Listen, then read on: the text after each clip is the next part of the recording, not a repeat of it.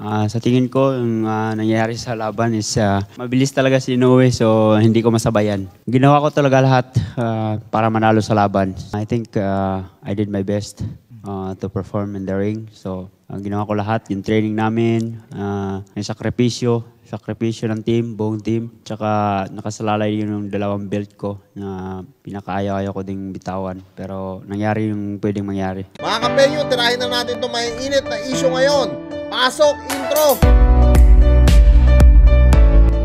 Hey yo, what's up sa inyo mga kapenyo? Meron na naman tayong quick update mula dito kay Marlon Tapales after ng laban nga nila kahapon neto ni Naoya Inoue. Dito na interview nga etong si Marlon Tapales at grabe mga kapenyo, no?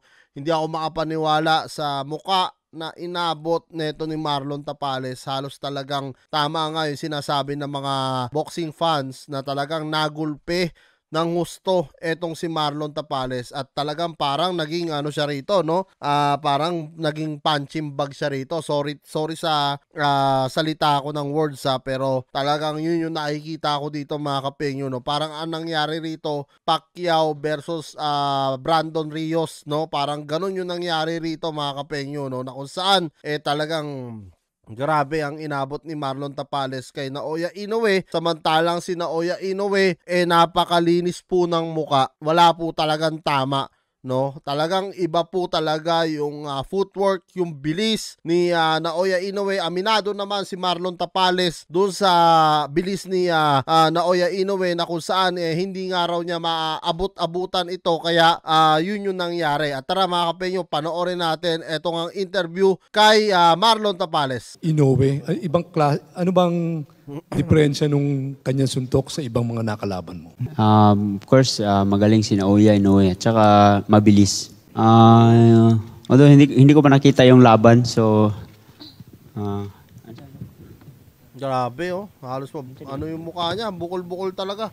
Kaya pala sabi ng iba na mga fighting fans, na mga boxing fans, na talagang parang nagpagulping araw etong si Marlon Tapales. Even though na napakaganda ng depensa at napakaganda ng ipinakita niya, kitang-kita talaga mga kapenyo sa ibabaw ng lona kung gaano kalaki yung difference nila ni Naoya Inoue dun talaga sa parang David, naalala ko noong araw yung David Diaz versus Manny Pacquiao, tapos yun nga yung Brandon Rios versus Manny Pacquiao. Ganun na ganun itong laban na to, no? Hindi naman sa ito sarili ko opinion ko mga kapenyo, pero yun yung nakikita ko sa laban na to. Parang ganun, parang yung pambato natin na si Marlon Tapales, parang siya si Brandon Rios o si David Diaz kumpara kay Manny Pacquiao. Parang ganun yung naging laban sa tingin ko, yung nangyayari sa laban is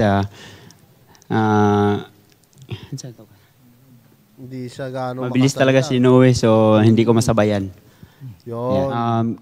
Ginawa ko talaga lahat para manalo sa laban. So, I think I did my best.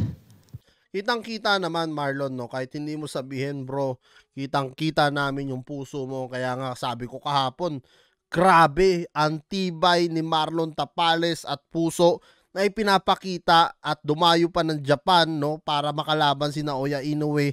Sobra yung pagmamahal niya sa ating mga fans na mga Pilipino. At syempre, ganun na rin sa kanyang pamilya. Talagang pinakita niya mga kapenyo, no, sa atin lahat na isa rin siya sa world champion. Kaya niya nilabanan etong si Naoya Inoue. Pero yun nga, hindi lang siya talaga pinalad na matalo nga etong si Naoya Inoue dahil sa bilis nito. To perform in the ring. So, ginawa ko lahat, yung training namin, yung sakripisyo ng team, buong team. Tsaka nakasalalay yun yung dalawang belt ko na pinakaayaw-ayaw ko ding bitawan. Pero nangyari.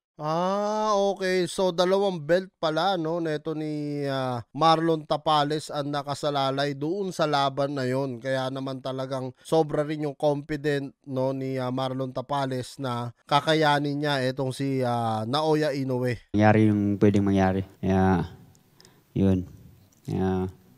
Yep. Papasalamat ako sa Panginoon na tapos na ang laban. At saka, hindi man ako pinalad, pero ginawa ko po ang lahat sa laban.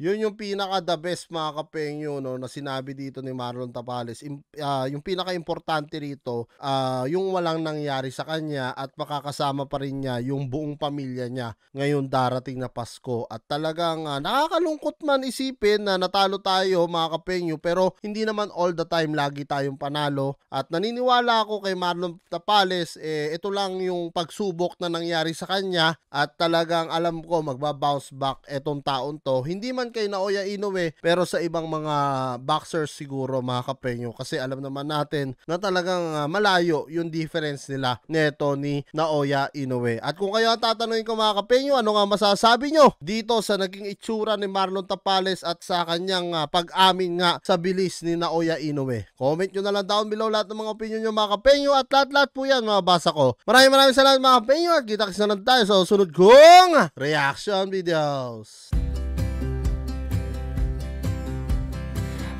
Be up waiting for you if you had to leave. I would wait a lifetime if you were at sea. I just wanna say that I feel that our love is real.